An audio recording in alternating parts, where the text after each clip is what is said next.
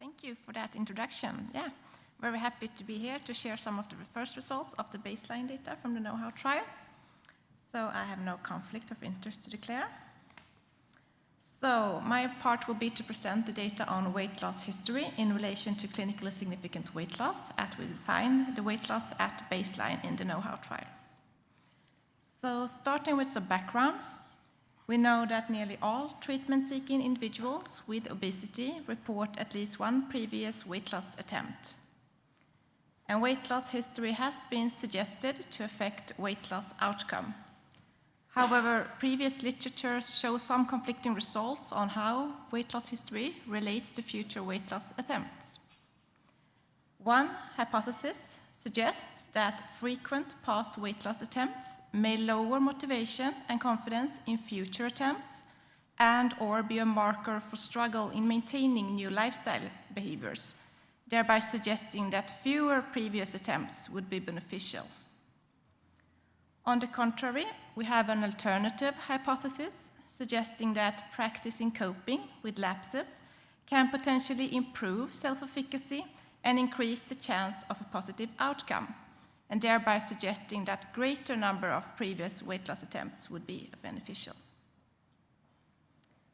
So the aim of this presentation today was to describe weight history in the NoHoW trial and examine baseline weight loss across weight history traits in the trial. And I would like to emphasize that these are preliminary results and that they may change later on after further analysis. So as Berit and James have mentioned, I will just summarize. NoHoW trial, including 3 countries, the UK, Denmark, and Portugal. And in total, 1,600 participants approximately have been recruited who have all lost at least 5% weight loss during the last year. The baseline data that we will be presenting today has been collected during the last year. And more specifically, the questions on weight loss history were also collected at the baseline visit using a questionnaire. So if we start by looking at the study population in the NoHoW trial, these are some background characteristics. And if we start by focusing on the measured body mass index at the baseline visit, we can see that this group of individuals have a BMI of 28.6 at the baseline visit. And we can also see that approximately 40% of the trial participants were classified as having obesity. 1 year later, prior to the baseline visit, the participants had a self-reported body mass index of 32.2, and at this time point, approximately 67% of the participants were classified as having obesity. If we look at the baseline weight loss, we can see among all participants a weight loss of 10.3%. And we can also see by this picture that women had a slightly higher weight loss at baseline compared to men. Then if we move on and look at weight history in relation to some background characteristics, and I've chosen to focus on the weight history variable number of previous weight loss attempts resulting in at least 5 kilo weight loss. So this variable was collected using the following categories. And if we start by looking at age, we can see as the number of previous weight loss attempts increase, we can also see that age increases, and this is what we would expect. Moving on to baseline body mass index, we can see the same pattern. So greater number of previous weight loss attempts is related to greater baseline body mass index. If we look at gender, we can see that women report a greater number of previous weight loss attempts compared to men. So in the extreme category, we can see that 9% of women compared to 5.5% of men report achieving this weight loss more than 10 times prior in their life. Looking at country, we can see that Denmark stands out somewhat with reporting greater number of previous weight loss attempts. If we compare Denmark and Portugal, we see quite a big difference between the proportion reporting at least 10 previous attempts with this weight loss, but this could also be related to some age differences that we have seen between the participants in the Portuguese sample and the Danish sample. And finally, for marital status, we can see that the Individuals who state that they are divorced or separated are the ones who report the greatest number of previous weight loss attempts. So moving on to some associations between weight history and the baseline weight loss. So I will present 4 weight history variables, more were collected. And when talking about baseline weight loss, we have defined this at the percentage weight loss that the participants had lost during the last year before trial enrollment into the NoHoW trial. So starting by looking at the number of previous weight loss attempts, resulting in at least 5 kilo weight loss, we can see that the majority of the trial participants report achieving this weight loss 1 to 2 times prior in their life. And we can see that this specific variable was not related to the baseline weight loss in the NoHoW trial. As for the variable age at first weight loss attempt, again, we can see that the majority of participants report being between 20 and 34 years of age at their first attempt. And we can also see that this variable was related to the baseline weight loss, with greater weight loss among those who were younger at their first weight loss attempt. The participants were also asked, on average, how long do you maintain your efforts to lose weight? And here the majority reported longer than 3 months. And although this variable also was related to the baseline weight loss, we can see by the numbers that the difference between the categories was very small. And finally, on the question, looking at your previous attempts, how often do you tend to slip back or relapse? The majority of the participants answered quite a bit, and we can see that this variable was not related to the baseline weight loss. So if we try to summarize these first preliminary analysis of the baseline data, we can see that younger age at first weight loss attempt and longer duration of previous weight loss attempts were related to greater weight loss at enrollment into the trial. So what we are now all interested in examining is if these characteristics, these weight history variables, also are related to the prospective weight loss maintenance that we will follow during the trial. And by that, I would like to hand over the word to Christiana.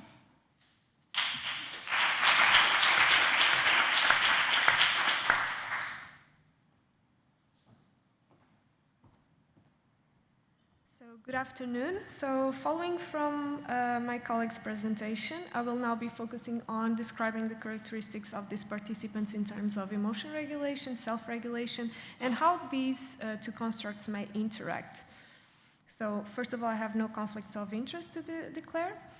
So yes, this presentation will focus on describing the population in terms of other variables of their weight loss history, self-regulation and motivation and emotion regulation, and how emotions, self-evaluation, emotion regulation may have an impact in energy balance behaviors, and how these may interact and may be associated with weight loss outcomes. So in terms of weight loss history, and I'm just going to give you some descriptive values here, we found that using a 5-point scale that participants presented declared that they struggled quite a bit with losing their weight, and also the amount of relapses during their weight loss attempts were quite high. And in terms of the perceived helpfulness of factors that help them to lose weight, most participants said that self-determination was a key aspect, so their willpower to lose weight, the knowledge, being aware of actually what to do to lose weight, and also the support from family and friends. And in terms of the weight loss methods that they have been using during their weight loss journey, most participants said that healthy eating, self-monitoring their weight, and exercise were the most important factors. And this is in line with other studies looking at similar populations and also with the weight control registry. So these results are quite similar. So the 2 main factors are really healthy eating and exercise. They play an important role for weight loss. And in terms of the self-regulatory skills and motivation that these participants presented, we could see that participants scored quite highly in terms of action planning, coping planning, and in terms of basic psychological needs, key for psychological well-being. We could see that participants scored quite highly on autonomy, so a sense of self-determination, willingness to engage in weight loss management efforts, and a sense of volition and self-determination in this aspect. Also competence, the actual capability of engaging in weight loss maintenance attempts, and social support and relatedness. And in terms of their intrinsic and extrinsic goals for weight maintenance, they also scored quite highly, and also self-efficacy. And in terms of self-regulation of these two important aspects in weight loss, exercise and eating behavior, we could see again that participants present at this point high levels of autonomous motivation and lower levels of controlled motivation. So this may indicate that participants, before entering the trial, already presented a significant amount of self-regulatory skills. And in terms of emotion regulation, we could see that participants presented slightly lower levels of self-criticism that we see in other similar populations, and also lower levels of external shame, and high levels of self-compassion, the ability to be compassionate, accepting of themselves, psychological flexibility around body image, and also the ability to live a valued life, a life that they enjoy living, and also mindfulness skills. And they present similar levels of difficulties in emotion regulation that we see in the general population.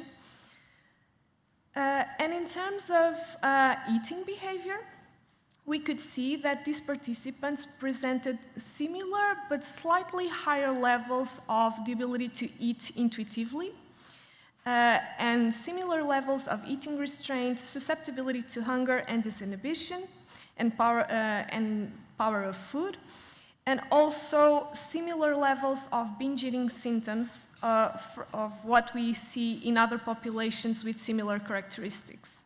And we see that we were able to see that around 18% present moderate binge eating symptoms and 4.4% severe binge eating symptoms. And this is important because this is an outcome that we will be looking at in the NoHoW. So binge eating symptoms as a proxy of difficulties in regulating eating behavior is an important variable that we'll be looking at. And in terms of how self-regulation and motivation and emotion regulation interacted or related in these participants at baseline, we could see that as expected, self-regulation and motivation aspects are associated negatively. So action plan, coping plan, autonomy, competence, motivation are associated negatively with negative self-evaluation, so self-criticism, shame, and are also negatively associated with difficulties in emotion regulation, and are positively associated with positive indicators of adaptive emotion regulation, so self-compassion, mindfulness, and an accepting, flexible relationship with body image. But the associations were not very strong. They were in the expected direction, but the strength of the associations were small to moderate, which indicates that self-regulation and motivation, and on the other hand, emotion regulation, are two different constructs, two different aspects related to weight loss and weight loss maintenance. And so these are two different pathways, and in the NoHoW we are interested in seeing how these two different pathways interact and may be combined to achieve longer-term weight loss maintenance. And so I'm going to share with you a preliminary finding in which we try to combine and try to see how these two components may interact and account for weight outcomes. Please bear in mind that these are correlational data, and things might change slightly prospectively, and as we saw from Liz Evans' presentation, the change in these variables may play an important role here. But so in this path analysis, we were interested in understanding the relationship between negative self-evaluation and difficulties in emotion regulation, and how were these associated with difficulties in regulating eating behavior and weight loss attempts, and how difficulties in emotion regulation interacted with autonomy, so this sense of self-determination, volition, willingness to engage and stay in helpful weight maintenance strategies, and so how these aspects interacted. So what we saw was that shame, so negative self-evaluation around body weight and shape cognitions and experiences had a significant effect on increased binge eating symptoms and also on weight loss attempts, and that difficulties in emotion regulation significantly moderated the effect of autonomy on binge eating symptoms and weight loss attempts. And at the end of this path analysis, we entered percentage weight loss at baseline, but the relationships, the amount of variance explained is very minimal and possibly accounted by the large sample that we are using here. So, but this gives us some direction on how these aspects may interact and explain weight loss and weight outcomes in this population. So prospectively, we are looking forward to see how these aspects interact over time.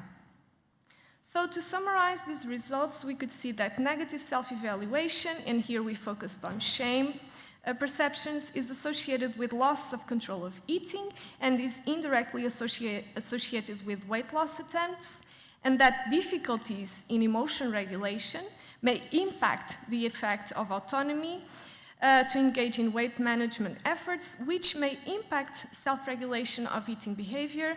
But the effects at this point, looking at this cross-sectionally, the effects on weight loss attempts are limited, and so we need to look at this prospectively, and so hopefully next year we could give you some more information on this. So thank you very much.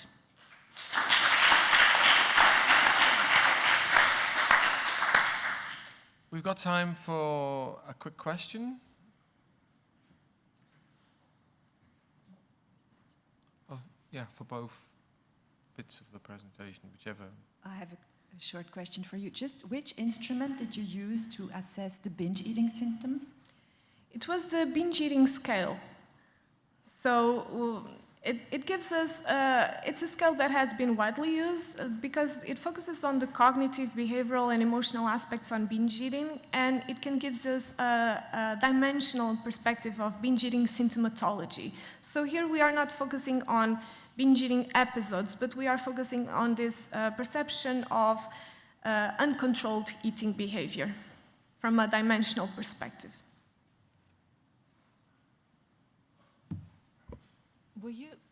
Were you surprised that there was no direct path between autonomy and eating difficulty, eating disorders?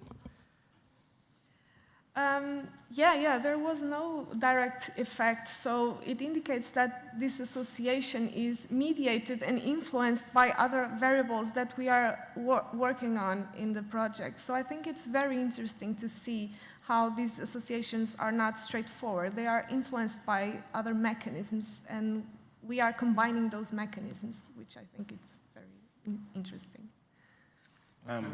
Sean Wharton from Toronto, Canada. Terrific presentations. I was just wondering, were you able to, when you were looking at, let's say, the different parameters in terms of the number of times somebody had attempted to lose weight, so it's more of a question for the first speaker, really. Did you control for the confounding variables? Because each of these variables is going to impact on each other. The age of the person is going to impact on the number of times they've binge eaten. It's going to impact on their weight is going to impact on how young they were when the first attempt is of losing weight. So it's almost like asking, if you're a slow runner, why are you running so slow? It's because of all these factors, and it relates to the fact that you're running. So they're all confounding on top of each other. So they're always going to be the same parameter. So is that, was that looked at? Yeah, thank you for that question. So in these slides, all other weight history variables were corrected for, And we you still adjusted saw, for. and you still saw those specific impacts. Yeah. You corrected for all. Yeah, of so those. adjusted models were adjusted for all other weight history variables, but for the crude model, we only run the country adjustment. So we had both. So the one to the left, to the right, the adjusted model was adjusted for all other variables we looked at. Yeah. And it still continued to, be Yeah, a we factor. saw quite similar results between the crude and adjusted models, so going at the same direction. Yeah, thank you.